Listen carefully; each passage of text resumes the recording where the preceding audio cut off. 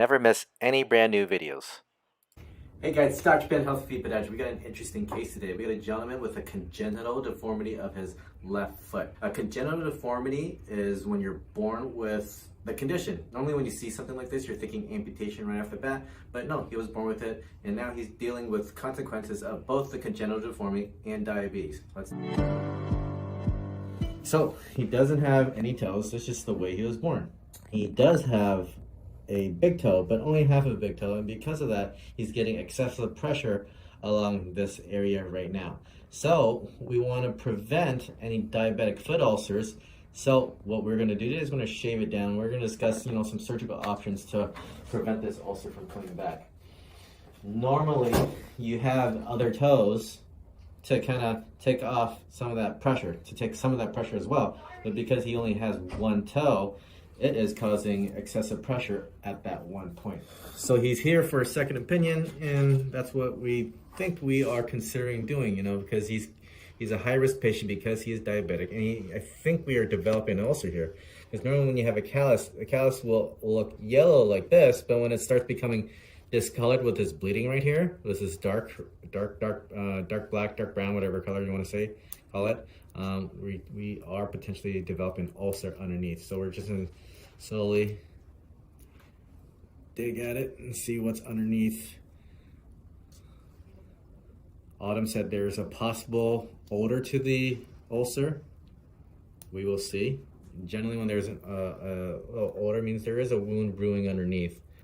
So how long would you say you've had this callus? Is this just like an ongoing thing? It's just ongoing. Ongoing. Yeah, so that's what these pressure points will do. You'll develop them, we'll shave them down. We'll shave them down, and then they'll come right back because there's that pressure point.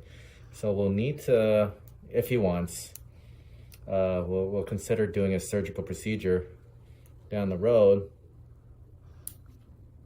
to eliminate these pressure points that are causing these ulcers. Can I smell it again? Yeah. Mm-hmm. Yeah, that's, generally just, a lot of wounds will have these, that smell. I know exactly what you're talking about, but honestly, I can't smell it right now. Maybe you have a more sensitive nose. It's kind of like when it starts to rain, you can smell that smell. Yes. They say that's like the most easy smell to smell. In addition to, I think, vanilla. Oh. Vanilla is very discernible smell. It doesn't take much for you to smell. Can we try the cinnamon challenge with you? Cinnamon, you first. Is that where you stick a big spoonful of cinnamon? Yeah. Can you die from that? I did it to my kids. I hope not. Parent of the year, Autumn. Here we go. Well, in my defense, they were taking spoonful of Nesquik. And I said, well, if you want to do that and eat that, try this. So we can kind of see there's a little fissure there. Almost like, yeah, it is an ulcer. The fissure is an ulcer. Think of it as like a crack in your skin. And that's what we're dealing with here. And we're just shaving all this skin down. And he's going to keep developing this until we, treat the underlying cause.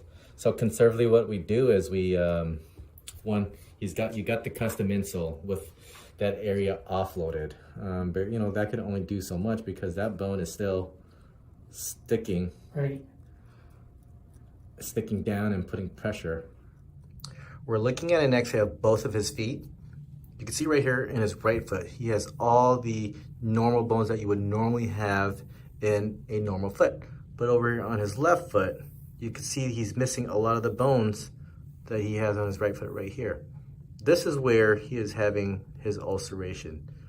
Instead of all that pressure being distributed across all of his toes, on his left foot, all that pressure is going right there on the tip of that toe.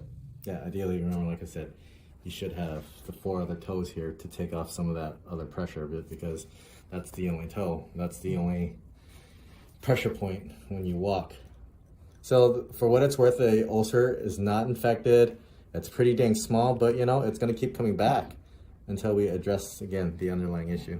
which is that bone. Questions on treatment plan, sir? And again, like I said, it's a pretty relatively easy procedure. It's called an arthroplasty that we would do of that bone, just where we would just take the little tip off the bone. All right.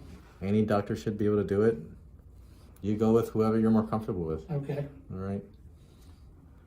So, like I said, good news, not infected, pretty stable. We'll take a quick measurement of it. It's about 0.5 by 0.6.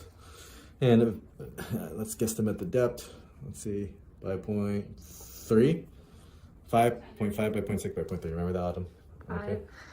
Say that again. Oh, never mind. I remember it. Jeez. Why do I even bother with Autumn? Autumn doesn't make her kids wear seatbelts in the car. Oh. No, I let him ride on the roof, actually.